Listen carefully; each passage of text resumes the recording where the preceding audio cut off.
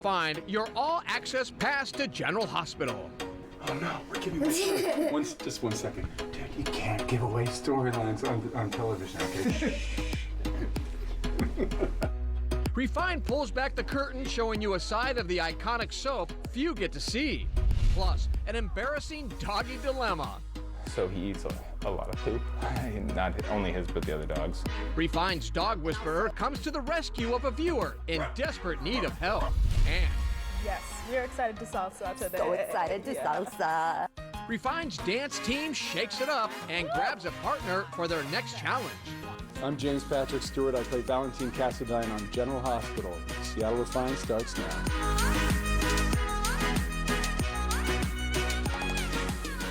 Hey everybody, welcome to Seattle Refined. I'm Gord Swanson, coming to you today from the Pacific Science Center.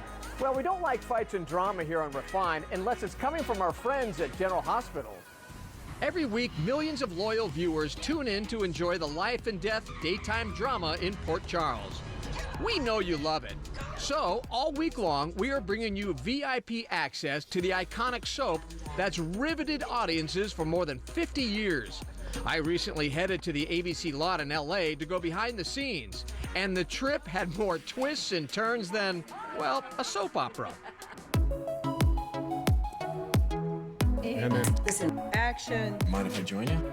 1A is going to be on camera 4. All right, here we go.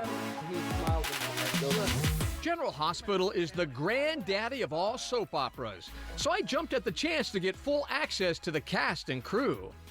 Squeeze in, how's it going? I'm great. How you doing? Ready for? 83. Ready for. Now we just make sure he stands next to Lulu. The drama at General Hospital started back in 1963, making it the longest-running U.S. soap in production. You promise I won't be awful looking for the rest of my life? And since then, it's racked up serious accolades. Luke and Laura's 1981 wedding remains the most watched episode in soap history at 30 million viewers. You may guess the bride.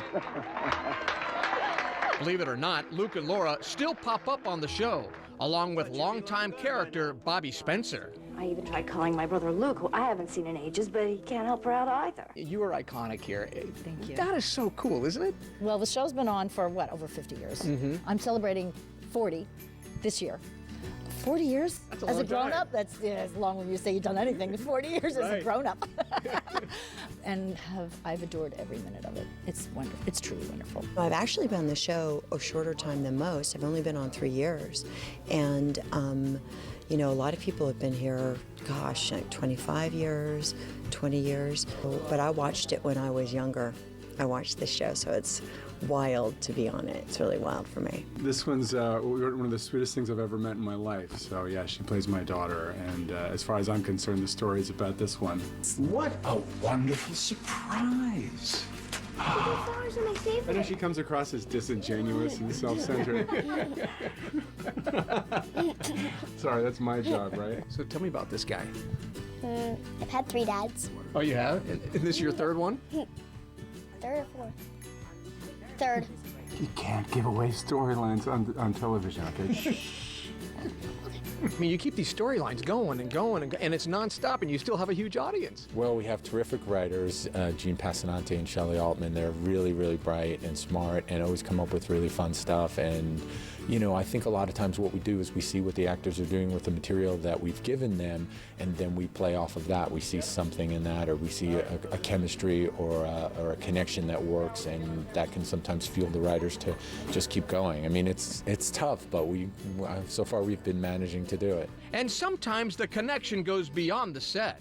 We have family, you know what I mean? Everybody's really connected. People always say the big question, oh, is there crossover? Hell yeah. Because we're together. You know, we grow together. I didn't sabotage nothing. I would never. The crazy storylines have kept General Hospital at the top of the soap pile for decades. And the Emmy goes to General Hospital. All right. General Hospital ABC. It's won the most Emmys for Outstanding Daytime Drama, cleaning up at the awards again this year. Actress Laura Wright was also nominated this year for her gut-wrenching performance of a mom losing her son in a fatal car crash. Sonny killed my son! Jason! Someone asked me, Gosh, what if you wouldn't have been nominated? Aren't you so excited? Because it was a pretty rough year of storyline.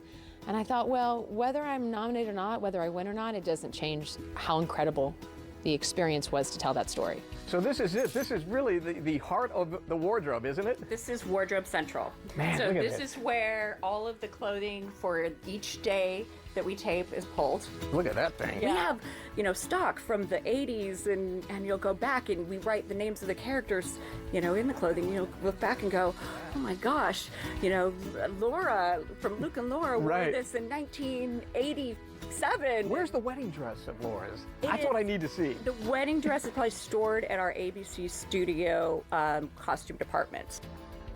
Behind the scenes of General Hospital is one thing. Being on the show is another. Okay, so like right now, I'm petrified. Just so you know. Really? Why? Don't you talk? Is All your the show time. silent? Check out Refined tomorrow when I go from Seattle TV host to soap opera superstar. And I could barely keep it together. One of the most popular shows here on Como TV is Wheel of Fortune. And if you've ever wondered if you have what it takes to spin the wheel with Pat and Vanna, your big chance is coming up. The Wheelmobile rolls into the Emerald Queen Casino in Fife, July 12th and 13th. The Wheelmobile is a traveling version of the mega popular game show, where prospective contestants can sign up for a chance to audition. Keep it tuned to Como and Refined for more details. Sometimes bringing home a new pet feels like a game of chance. Sometimes you get lucky and your perfect pup has zero problems. But more often than not, even the most loved dogs do things that make you scratch your head. A few weeks back, we met Seattle's unofficial dog whisperer and asked viewers to send in their top puppy problems for her to solve. The doggy dilemmas came rolling in, including this one from a frustrated owner in Renton. He eats a lot of poop, not only his but the other dogs, and it's pretty disturbing catching. Meet Craig Becker and his rescue puppy, Presley. Craig brought Presley home last March. He'd been abandoned. And Craig says the problem started on day one. He's sneaky about it, and I think he knows he's not supposed to do it. And I don't know what kind of diseases he can get from this, or if he gets sick. In hopes of helping Craig find a solution, we called in Ali Delcourt, founder of Why Does My Dog, a website dedicated to posting tips and tricks for dog owners. Hello. Hi, I'm Allie. I'm Craig. Nice to meet you, Craig. Nice to meet you too. So is that your dog that I'm hearing over there? That is Presley, yeah. What I'm trying to figure out is when he was taken away from his mom. Because that would be a really big giveaway, because if he didn't finish nursing and have that socialization with his mom and his litter mates, that could have been a lot of the issues that you're seeing right now. After finding out just a little more about Presley, like what he eats every day and how much he gets outside to play, Allie was ready to meet him and give Craig some suggestions. So I'm thinking the poop eating might be anxiety. He's anxious. So we need to build his confidence. Then to start off, we need to form kind of mental stimulating exercises. My suggestion would be to change up where you feed them to kind of stimulate his brain a little bit more, because he's bored. Anything that's going to encourage him to sniff for things, look for things, really kind of get some crazies out. After about an hour with Craig and Presley, Allie said her goodbyes, leaving Craig with a list of things to work on. I think it went good. It's some good ideas. I knew that he had some anxiety, but I didn't realize, I guess, the extent of it. Nearly a month since meeting Craig and Presley, Allie says she received a great update from Craig. The poop eating has really dropped down. He's implemented a lot of interactive toys, a lot of mental stimulation. Presley's also going to the park to socialize with other dogs to help him be a little bit better with his buddies at home. And we wish Craig and Presley all the best and hope it continues to just get better from here. If you have a canine conundrum you need help with, email us at hello@seattlerefined.com and you just might get a visit from Seattle's dog whisperer too. Oh, and make sure to attach a picture of you and your pet. Seattle Refined is just getting started. This is creepy. There's a body in a casket here. It's creepy. We take you on an eerie adventure to the oldest living ghost town in Washington State. But first, I don't know anything about salsa. The only thing I know about salsa is the dip, girl. So I don't really know anything. I don't even know what that is. The dip, salsa dip. Things get a little confusing at Refine's next dance challenge. We'll be right back.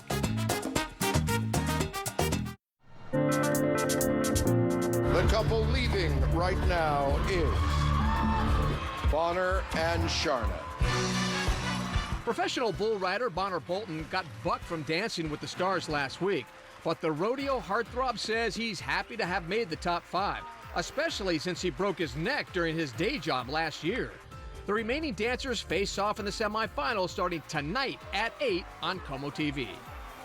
Welcome back to the show. I'm Gard Swanson. You see a lot of ballroom moves on Dancing with the Stars, so we thought, heck, Refine's unofficial dance team should give it a try. May is Dance Month right here on Seattle Refined. So far, our dance guinea pigs, Gina and Carrie, have broke it down at hip-hop and slowed things down at pole dancing. Now it's time to spice things up with a little salsa. Yes, we are excited to salsa today. So excited to salsa. When it comes to ballroom dancing, most Seattleites head to Century Ballroom on Capitol Hill. Oh my gosh, this space is gorgeous. I have never been in here before. I don't know why. The building was built in 1908, and all the trappings are original. So part of it is just being in this setting, original wood floors, original sprung floors. It gives you a feeling of all the really awesome dancing that's happened here over 100 years. Century Ballroom offers all types of social dance classes, but today it's all about salsa.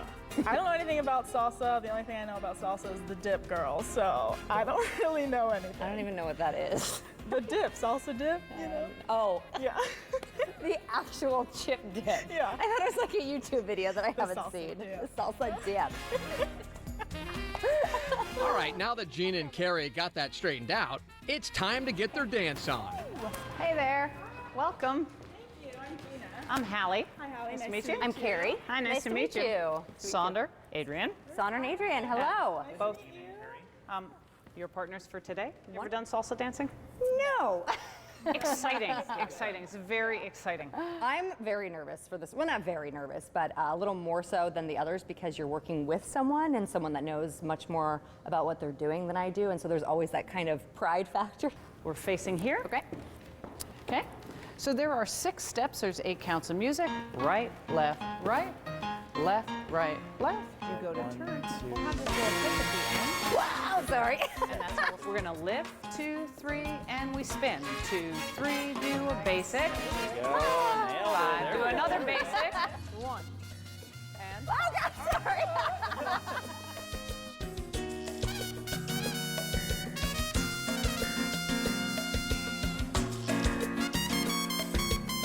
oh, ladies, yes. Rotate partners. They did great. They really did great. They literally learned 3 weeks of, well, you know, essentially 3 different ideas that we teach in 3 weeks. Makes you feel sexy, I think, for a lot of people. There's that.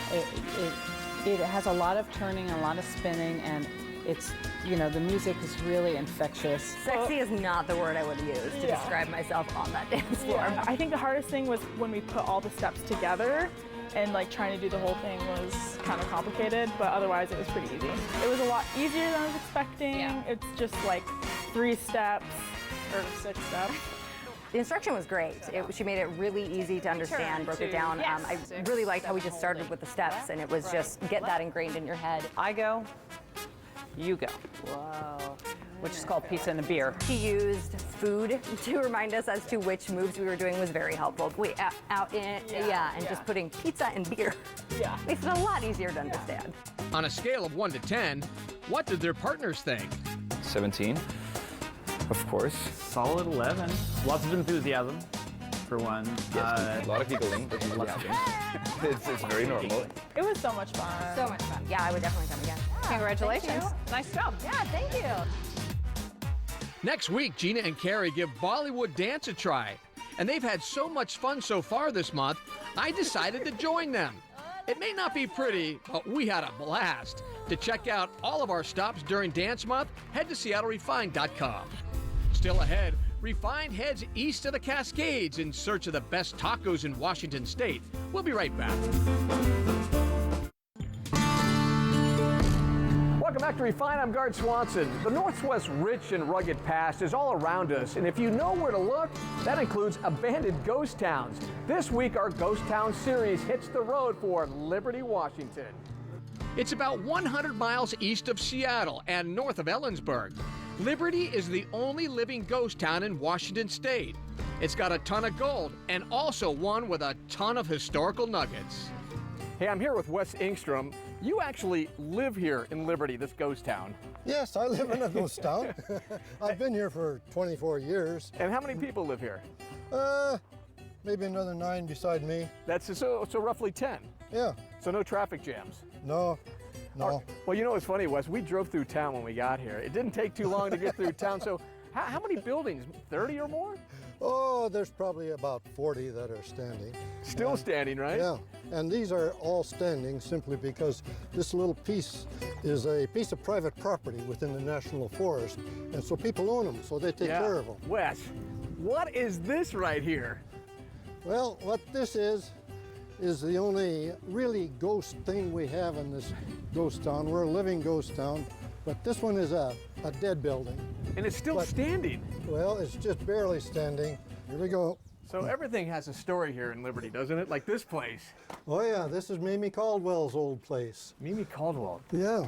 That's not a ghost, is it? Yes. It's a ghost? Mimi's a ghost? Oh yes. Wes, what is this? This is creepy. No, it's not creepy. This is burial custom There's a research. body in a casket here. It's creepy. No, this is a ghost town. It's supposed to be that way. But this is a replica of Mary Melinda Evans, the first person buried in the Swauk Prairie Cemetery in 1884. This is one of the most important pieces of furniture they had in the old days. This was their entertainment, their hi-fi. Oh, look at this. Where's the speaker? Where's the speaker? Well, listen, it still works, sure. Sort of.